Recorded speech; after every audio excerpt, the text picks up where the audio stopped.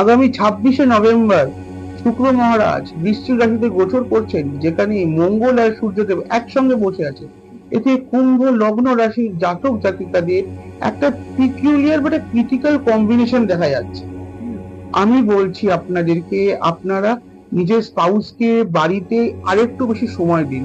দেখবেন এই সময় দেওয়াতে আপনার যে কর্মের জায়গা, অফিসের জায়গা কিন্তু আরো রাইজ হবে।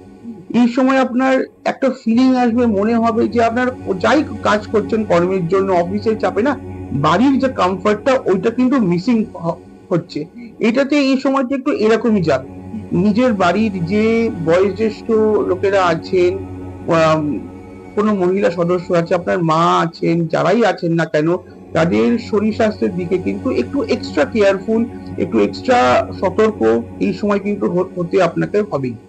আর লাস্টলি, এই সময় যদি কিছুটা ইনভেস্টমেন্টের প্ল্যান করছেন, কিছু ইনভেস্টমেন্ট করার, কিছু লোন নেওয়ার প্ল্যান করছেন, আমি বলবো 15-20 দিন একটু ডিলে করে দিন জিনিসটাকে, তারপরে করুন, ভালো হবে। ওম নমঃ শিবায়।